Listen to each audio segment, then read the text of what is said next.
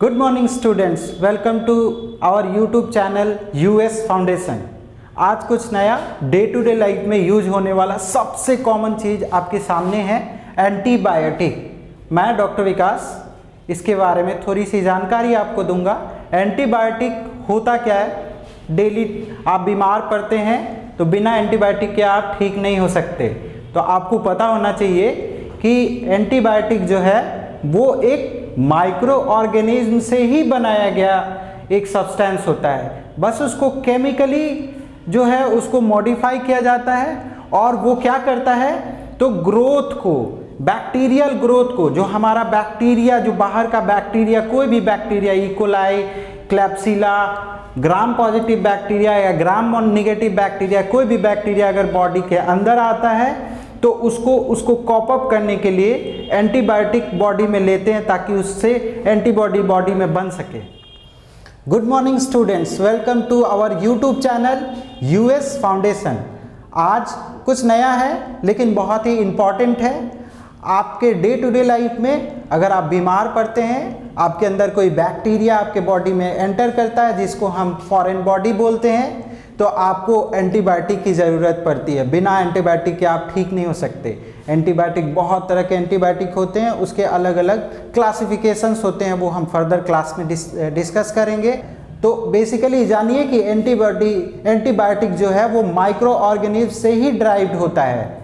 मतलब कि उसी तरह का माइक्रो ऑर्गेनिज्म को हम केमिकली ड्राइव करते हैं और वो क्या करता है, जो भी बैक्टीरियल ग्रोथ हमारे बॉडी में जो मल्टीप्लाई करता है बैक्टीरिया, अगर एक बैक्टीरिया मान लीजिए हमारे अंदर क्लैप्सिला या इकोलाई बैक्टीरिया अंदर गया तो फिर वो रिप्रोड्यूस करता है और अपने आप को डिवाइड करता है, ज़्यादा बड़ा बनाता है, फैमिली अपना प्रोड्यूस करना शुरू करता है, उसके ग्रोथ को भी रोकता है और कभी कभी बैक्टीरिया को मारता भी है। तो दो तरह के होते हैं, बैक्टीरियोस्टैटिक एंड बैक्टीरियोसाइडल।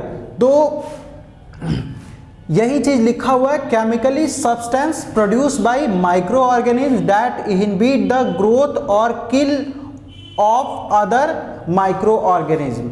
एग्जैक्टली जो मैंने बोला कि एक केमिकली सब्सटेंस जो है वो माइक्रो ऑर्गेनिज्म से ही बनता है और माइक्रो ऑर्गेनिज्म को ही मारता है या उसके ग्रोथ को रोक देता है।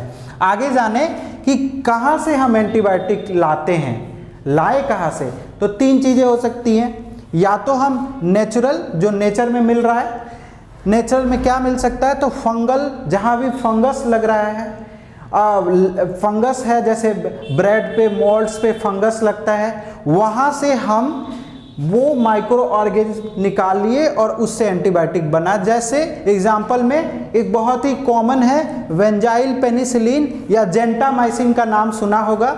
जेंटामाइसिन जो है एक कान में यूज होने वाला, कान के इन्फेक्शन में यूज होने वाला बड़ा ही अच्छा एंटीबायोटिक है। ये इंजेक्टेबल फॉर्म में आता है और बहुत ही क्विक रिएक्शन शो करता है हमारे बॉडी में।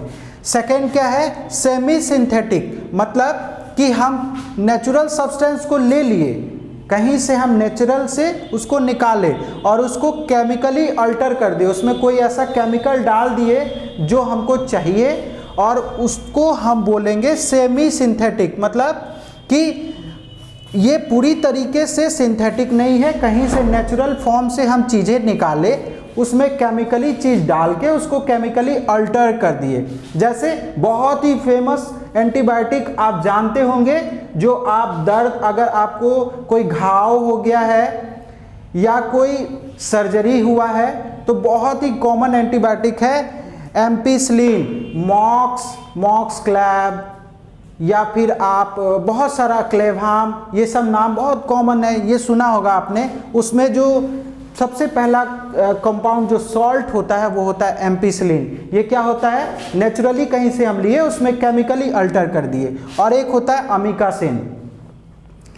इसके बाद आते हैं सिंथेटिक। ये प्योरली डिजाइन किया गया है, ये मैन मेड है, मैन ने उसको लैब में केमिकली बनाया है, टैबलेट फॉर्म में या जो भी इंजेक्टेबल फॉर्म या कोई भी फॉर्म में बनाया है। ये पूरी तरीके से मैन मेड है, इसमें कोई नेचुरल सोर्स नहीं होता है। आप जानते होंगे अगर आपको डिसेंट्री या डायरिया हो गया तो आप एक कॉमन ड्रग जो है सबसे ज़्यादा यूज होने वाला है वो है नॉरफ्लॉक्सासिन।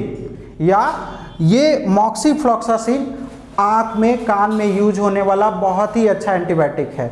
तो अभी तक हमने जाना कि एंटीबायोटिक होता क्या है, इसके बाद जाना कि ये कहाँ से हमने लिया है। तो आपने जाना पहले कि एंटीबायोटिक होता क्या है, फिर आपने जाना कि एंटीबायोटिक कहाँ से हमने लिया, बनाया कैसे, फिर हम जानते हैं कि क्या करता है एंटीबायोटिक।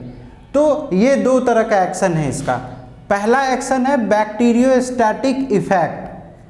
इसका मतलब क्या हुआ, बैक्टीरियो मतलब बैक्टीरिया, स्टैटिक मतलब रोकना, मतलब ये क्या हुआ कि उसके ग्रोथ को ये रोक देता है। जैसे 2n रेशियो से कोई भी बैक्टीरिया का ग्रोथ जो है वो 2n रेशियो से होता है, मतलब कि अगर 2 बैक्टीरिया है तो वो मल्टीप्लाई करके 4 हो जाएगा, फिर 4 है तो वो 16 हो जाएगा, मतलब 2n रेशियो में वो मल्टीप्लाई करता है। सोच सकते हैं वो कितनी जल्दी अपने आप को मल्टीप्लाई करके और कितना वो हार्मफुल इफेक्ट बॉडी में क्रिएट करेगा। तो ये ज़रूरी है कि उसके ग्रोथ को रोकना, उसके मल्टीप्लिकेशन को रोकना। तो क्या करता है एंटीबायोटिक, उसके जो डीएनए जो भी जिससे वो सिंथेसाइज होता है, एक दूसरे 1 से 2 बनता है, 2 से 4 बनता है, उस डीएनए के सिंथेसिस को ही रोक देता है। डीएनए के सिंथेसिस को अगर रोक देगा तो क्या होगा, वो बनेगा ही नहीं, आगे फर्दर आएगा ही नहीं। या कभी कभी क्या करता है, जो एंजाइम इसको बनाता है उस एंजाइम के ग्रोथ को ही रोक देता है। तो इस तरीके से मेनली ये क्या करता है कि बैक्टीरियोस्टैटिक इफेक्ट शो करता है, मतलब बैक्टीरिया को मल्टीप्लाई करने से रोक देता है। सेकंड इसका क्या रोल है, तो सेकंड रोल है बैक्टीरियोसाइडल। नाम से पता चल रहा है, बैक्टीरियो मतलब बैक्टीरिया, साइडल मतलब किल, बैक्टीरिया को किल कर देना, मतलब उसको मार देना जड़ से। अब रोक नहीं रहा है, मार रहा है। तो दो तरह का इफेक्ट है इसका, बैक्टीरियोस्टैटिक और बैक्टीरियोसाइडल। तो ये तो रोल हो गया। फिर जानते हैं कि एक एंटीबायोटिक कैसा होना चाहिए। अगर आप एंटीबायोटिक खा रहे हैं तो आप क्या सोच के खाएंगे, पहला तो ये सोचेंगे कि भाई हम बीमार हैं तो हम जल्दी से ठीक हो जाए, क्विक रेस्पॉन्स ले। दूसरा आप क्या सोचेंगे कि हाँ हम खा रहे हैं एंटीबायोटिक लेकिन हमारे शरीर को कोई घाटा ना हो उससे, मतलब क्या है, लेस टॉक्सिक, ज़्यादा हानिकारक ना हो, टॉक्सिक ना हो, क्योंकि ये क्या होता है, ड्रग होता है। ड्रग हमेशा टॉक्सिन क्रिएट करता है बॉडी में, तो ये टॉक्सिक ना हो। तीसरा आप क्या सोचेंगे, जो हम खाए हमको पूरा लग जाए, भाई जो मेडिसिन खाए ये नहीं कि वो पेशाब के जरिए रेक्टल के जरिए निकल जाए, तो गुड एब्जॉर्प्शन होना ज़रूरी है। हम 500 mg खाए तो 500 mg हमारे बॉडी में लगा और वो काम उतना कर गया कि हमको ज़्यादा डोजेज में ना खाना पड़े।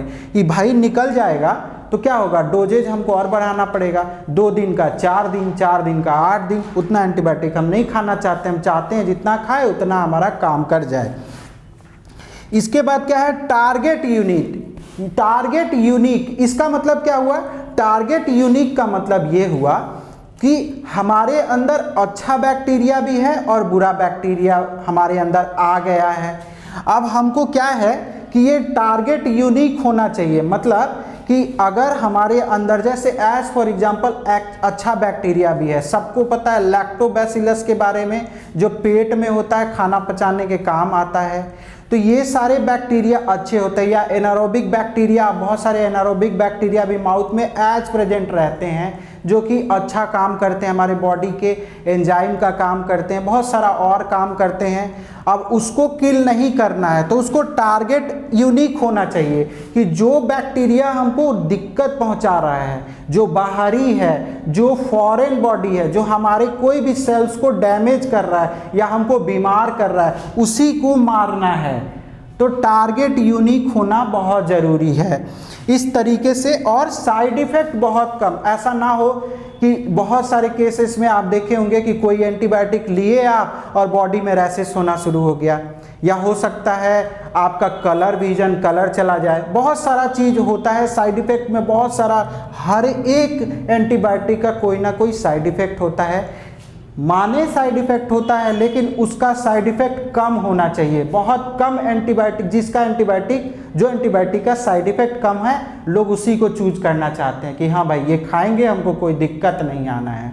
तो इस तरीके से हम एक आइडियल एंटीबायोटिक में क्या क्या होना चाहिए, तो पहले तो जो टारगेट बैक्टीरिया उस पर अटैक करे, बहुत कम टॉक्सिक हो, हमारे लीवर को डैमेज ना करे, हमारे किडनी को डैमेज ना करे, कोई साइड इफेक्ट हमारे बॉडी में ना करे, अर्टिकेरिया ना कर दे, रैसेस ना होने लगे, एकाएक हमारा कलर विजन ना चला जाए, एकाएक हम बेहोश हो जाएं, हमको बहुत सारा ऐसा प्रॉब्लम आने लगे, ऐसा ना हो। जितना हम एंटीबायोटिक लिए उतना हमारे बॉडी में चला जाए, हमको डोजेज बढ़ाने का ज़रूरत ना हो। ये आज 500 mg खाए, नहीं भाई 250 mg निकल गया बॉडी से, तो काम तो किया नहीं, तो फिर हमको एंटीबायोटिक और लेना पड़ेगा, तो वो एंटीबायोटिक अच्छा नहीं होगा। और क्या, क्विक रेस्पॉन्स, खाए काम हो गया। नेक्स्ट क्लासेस, फर्दर क्लासेस में हम क्लासिफिकेशन ऑफ एंटीबायोटिक पढ़ेंगे, बहुत ही सिंपल वे में लेते चलेंगे, आपको अच्छी तरीके से समझते जाएं। धन्यवाद।